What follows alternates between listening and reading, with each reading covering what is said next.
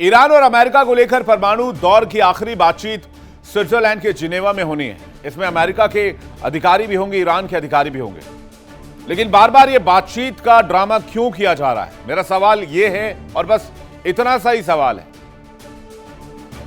जब इतनी बड़ी जंगी तैयारी है, इतने बड़े बड़े एयरक्राफ्ट कैरियर्स अमेरिका ने लगा रखे हैं, 18-19 बेसेस अमेरिका ने फिट कर रखे हैं, इसके अलावा अतिरिक्त सैन्य तैनाती की गई है, इजराइल बगल में बैठा हुआ ईरान के, फिर बातचीत।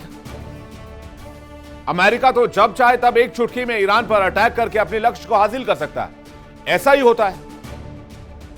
फायर पावर रैंकिंग में अमेरिका नंबर 1 पर है, दुनिया की सबसे ताकतवर आर्मी।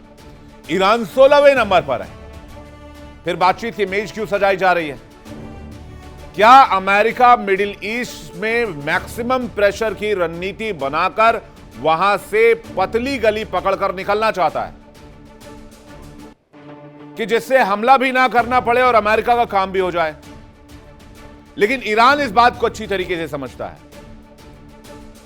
अंदर की खबर यह है कि अमेरिका ये जो डिप्लॉयमेंट लेकर बैठा हुआ है सिर्फ और सिर्फ इसलिए कि वो ईरान पर इतना प्रेशर बनाए कि ईरान बातचीत की टेबल पर झुक जाए। बताएंगे आपको कैसे अमेरिका मिडिल ईस्ट से निकलना चाह रहा है लेकिन निकल नहीं पा रहा है, कैसे तैयारी हो चुकी है और कैसे धीरे धीरे वहां से सैनिकों को अमेरिका ने निकालना शुरू कर दिया। लेकिन सबसे पहले देखते हैं ये जो सबसे बड़ी खबर आई है नए सैंक्शंस को लेकर, उसको जान लेते हैं।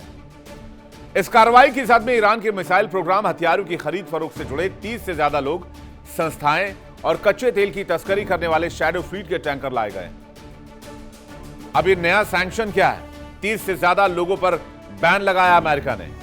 कच्चे तेल की आयात निर्यात पर बैन लगाया अमेरिका ने, जिसको वो तस्करी कहते हैं। इसके अलावा मिसाइल प्रोग्राम से जुड़े लोगों पर सैंक्शन लगाया अमेरिका ने। अमेरिका के वित्त मंत्री स्कॉट बेसेंट के मुताबिक ये सैंक्शन ईरान के उन नेटवर्क्स को तोड़ने के लिए है जो बैलिस्टिक मिसाइल और अत्याधुनिक हथियार ACW बनाने के लिए कच्चा माल और मशीनरी ईरान को सप्लाई कर रहे हैं। अमेरिका का आरोप है कि ईरान इस पैसे का इस्तेमाल अपने नागरिकों के दमन और आतंकी संगठनों को पालने के लिए करता है। तो क्या सच में अमेरिका ईरान से लड़ाई और युद्ध नहीं चाहता है और वो सैंक्शन के जरिए काम चलाना चाहता है? हालात बिल्कुल ऐसे ही हैं। ईरान की पोजीशनिंग देखकर अमेरिका ये कोशिश कर रहा है कि किसी तरह से वो मिडिल ईस्ट में जिस स्थिति में फंसा है वहां से वो निकल जाए और उसके बाद फिर प्लान बी पर काम हो। प्लान बी क्या, ये आगे आपको बताएंगे। अमेरिका ने ईरान की घेरेबंदी तकरीबन 2 महीने से कर रखी है। बावजूद इसके अमेरिका ईरान पर हमला नहीं कर रहा और इतनी बड़ी डिप्लॉयमेंट का खर्च उठाने का शौक तो अमेरिका को भी नहीं होगा। अमेरिका की ओर से सिर्फ धमकी या प्रतिबंध देखने को मिल रहा है। ईरान पर अमेरिका ने बीते 1 साल में क्या क्या सैंक्शंस लगाए, ये भी देख लीजिए। अमेरिका ने बीते 1 साल फरवरी 2025 से फरवरी 2026 तक ईरान पर एक के बाद कई सैंक्शन लगाए। खासकर ट्रंप प्रशासन के दूसरे कार्यकाल में मैक्सिमम प्रेशर की नीति के तहत लगाए गए सैंक्शंस। ये सैंक्शन मुख्य रूप से ईरान के तेल व्यापार, shadow fleet, ballistic missile program, drone, UAV, परमाणु गतिविधियों और हथियार खरीद नेटवर्क को लेकर लगाया गया है। अब जल्दी से आंकड़ों के नजरिए से देख लेते हैं कि 2025 और 2026 में कितने सैंक्शंस लगे हैं। 2025 ट्रंप ने मैक्सिमम प्रेशर की नीति लागू की और जितना सैंक्शन लगा सकते थे ईरान पर लगा लिया, लेकिन ईरान को आज भी नहीं झुका पाए। ईरान के तेल कारोबार पर नया सैंक्शन लगाया। ईरान ने सैकड़ों टारगेट्स को सैंक्शन किया। US ट्रेजरी का 800 से ज्यादा लोगों पर सैंक्शन सामने आया। ईरानी जहाजों पर सैंक्शन लगाए, विमानों पर सैंक्शन लगाए।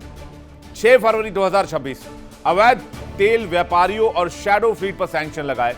तेल से होने वाली कमाई को रोक लगाने के लिए सैंक्शन लगाए। 25 फरवरी 2026 30 से ज्यादा व्यक्तियों, संस्थाओं पर सैंक्शन लगाए। ईरान के 12 से ज्यादा जहाजों पर सैंक्शन लगाए। IRGC MODAFL को सामग्री सप्लाई करने वाली कंपनियों पर सैंक्शंस लगाए। एक ऐसा देश जो अमेरिकी सैंक्शन का सामना 1979 से कर रहा है, लेकिन उसके बावजूद अमेरिका इस इलाके में मौजूद होने के बावजूद ईरान को छू नहीं पा रहा। और सैंक्शंस क्यों लगाए गए?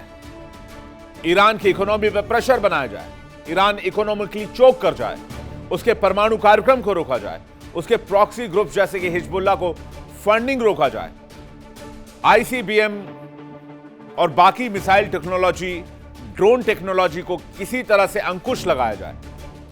2025 में जून के इजराइल ईरान संघर्ष और अमेरिकी हमलों के बाद ये और तेज हो गए। अमेरिका का दावा है कि ईरान इनसे अपनी अस्थिरता फैलाने वाली गतिविधियां जारी रखता है।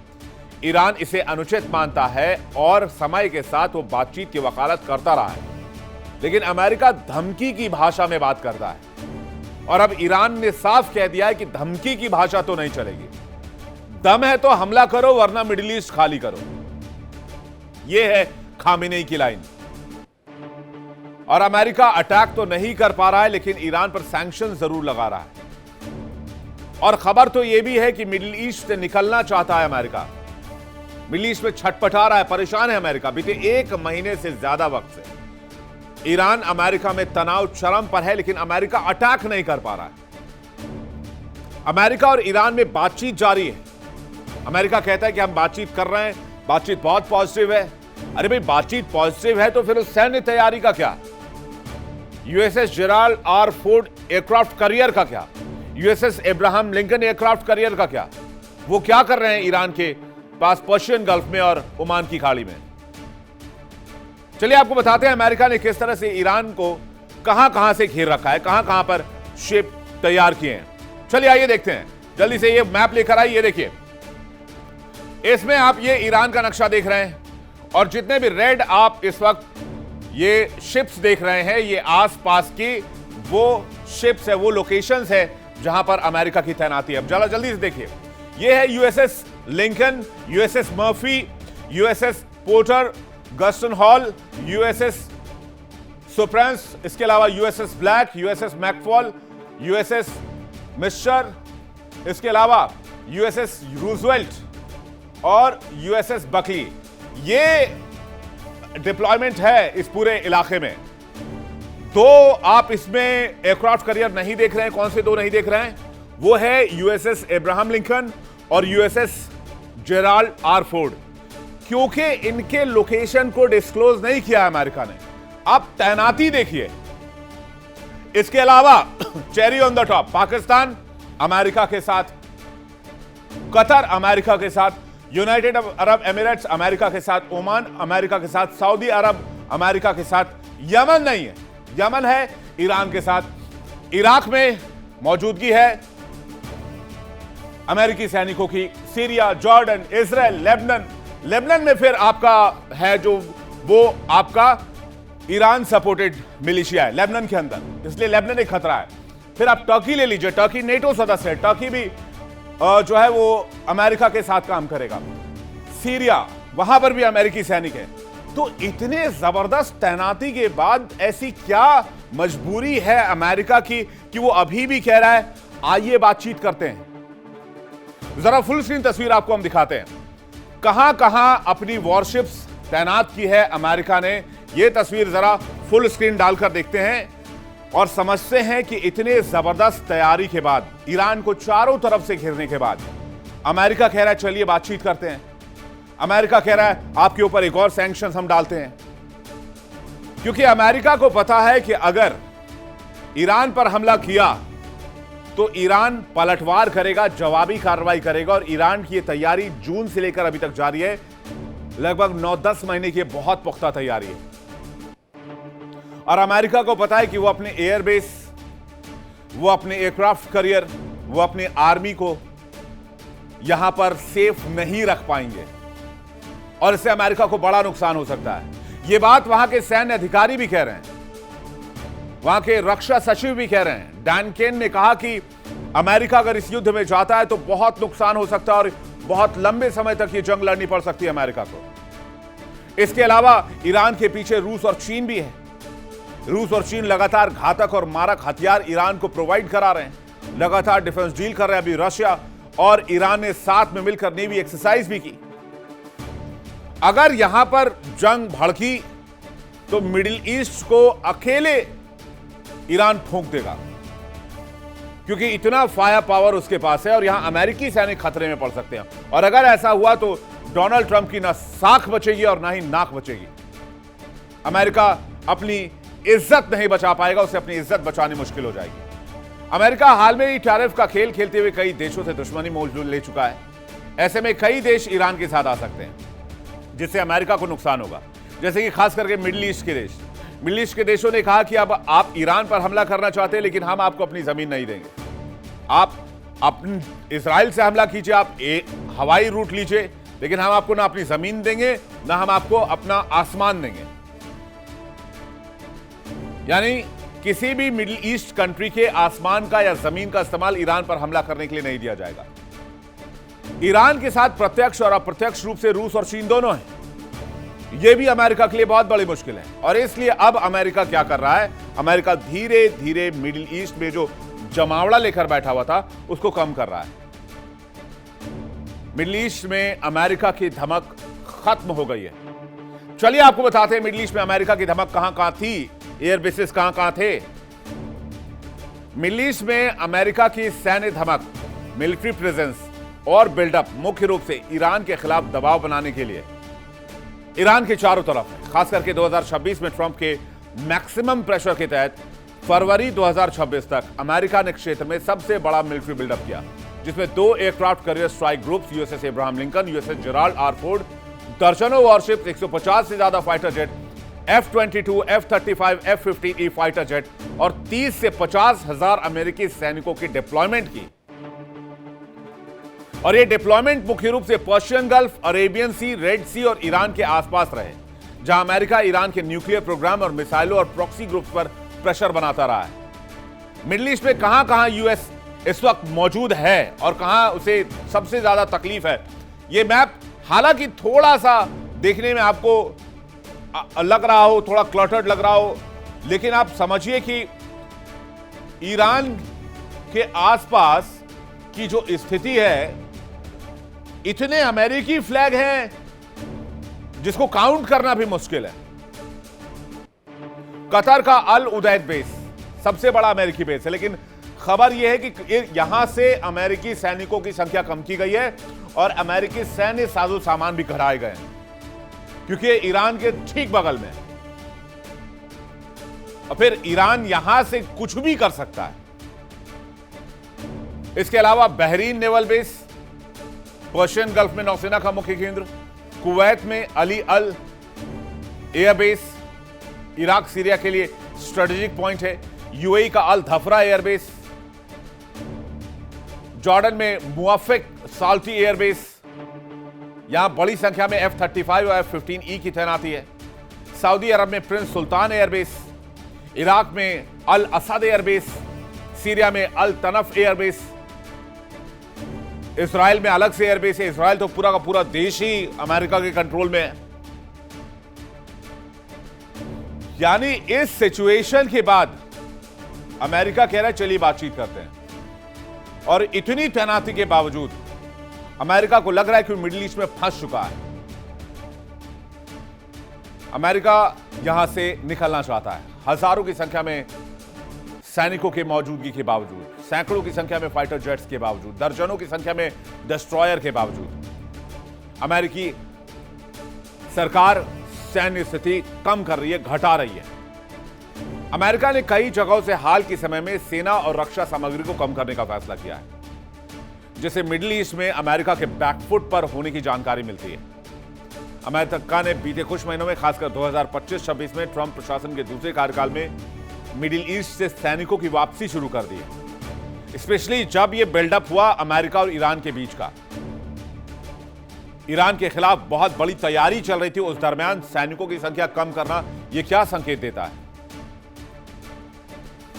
वैसे अमेरिका यह दलील दे रहा है कि आईएसआईएस के खिलाफ पुरानी दुश्मनी खत्म हो गई है और क्षेत्रीय बदलाव हो गए, जैसे कि सीरिया में असद सरकार आ गई है और एसडीएफ का इंटीग्रेशन हो गया, इसलिए हम सैनिक कम कर रहे हैं।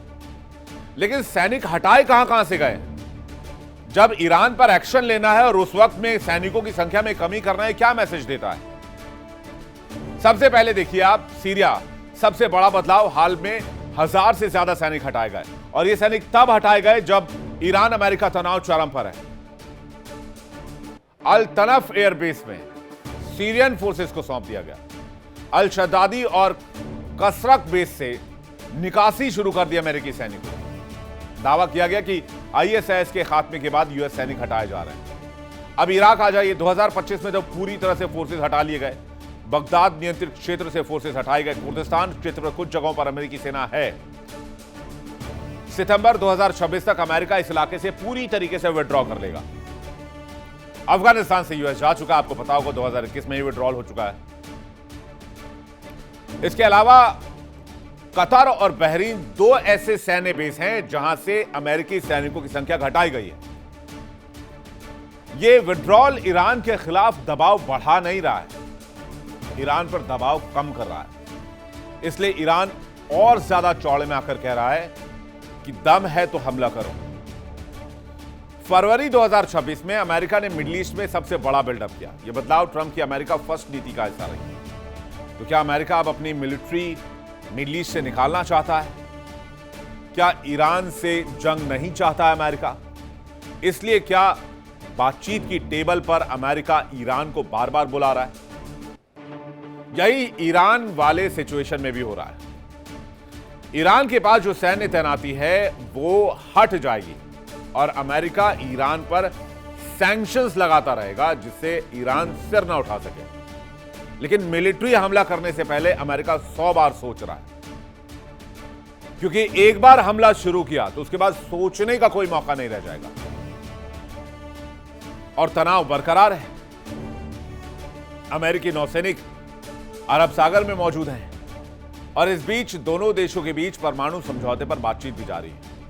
अब तक 2 दौर की बातचीत हो चुकी है, लेकिन कोई ठोस नतीजा सामने नहीं आया और एक नई रिपोर्ट आई है जिसने तनाव को और बढ़ा दिया। राष्ट्रपति डोनाल्ड ट्रंप के वरिष्ठ सलाहकार चाहते हैं कि ईरान पर पहला हमला इजराइल करे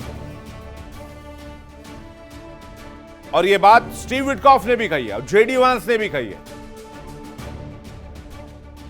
कि अमेरिका को ईरान पर हमला नहीं करना चाहिए, पहला हमला इजराइल को करना चाहिए और इजराइल अगर ईरान पर हमला कर देता है तो फिर अमेरिका को खुलकर उसके सपोर्ट में उतर जाना चाहिए। यानी अमेरिका ईरान से जंग तो चाहता है, लेकिन कंधा इजराइल का होना चाहिए ताकि सीधा एलिगेशन अमेरिका पर ना लगे या अमेरिका के ऊपर डायरेक्ट अटैक ना हो। रिपोर्ट में कहा गया है कि प्रशासन के भीतर ऐसी सोच है कि अगर इजराइल पहले और अकेले हमला करे और ईरान जवाबी कार्रवाई में अमेरिका को निशाना बनाए तो अमेरिकी जनता के बीच सैन्य कार्रवाई के लिए समर्थन बढ़ने की संभावना बढ़ जाएगी। तो लग गई मेरी स्टोरी पर मुहर, जो कहानी मैं आपको बता रहा था कि वो हमला करना ही नहीं चाहते, खौफ से भरे हुए हैं ये लोग कि मिडिल ईस्ट में क्या हो जाएगा भगवान जाने। दूसरी ओर अमेरिकी विदेश मंत्री मार्को रूबियो ने आरोप लगाया कि ईरान इंटरकॉन्टिनेंटल बैलिस्टिक मिसाइल विकसित करने की कोशिश कर रहा है। हालांकि एक बात और साफ मैं आपको बता देता हूं, अमेरिका ने जो एलिगेशन लगाकर दुनिया भर के अलग अलग देशों पर आज तक जो हमले किए उसमें से कोई भी एलिगेशन प्रूव नहीं हुआ और कई मामलों में अमेरिका ने माफी भी मांगी और कहा कि गलत इंफॉर्मेशन को लेकर अटैक किया गया था। हालांकि आज फिर से वही तरीके का इस्तेमाल किया जा रहा है। अब मार्को रूबियो कह रहे हैं कि भाई इन्होंने इंटरकॉन्टिनेंटल बैलिस्टिक मिसाइल डेवलप करने की शुरुआत कर दी है, जिसकी जद में अमेरिका भी होगा और इसलिए ईरान का मिसाइल कार्यक्रम पर बातचीत करना बहुत जरूरी है, जबकि ईरान ये कह रहा है कि कोई बातचीत नहीं होगी मिसाइल प्रोग्राम पर और अमेरिका इसे बहुत बड़ी प्रॉब्लम मानता है। वहीं अमेरिकी राष्ट्रपति जेडी वांस ने कहा कि ईरान के पास परमाणु हथियार नहीं हो सकता।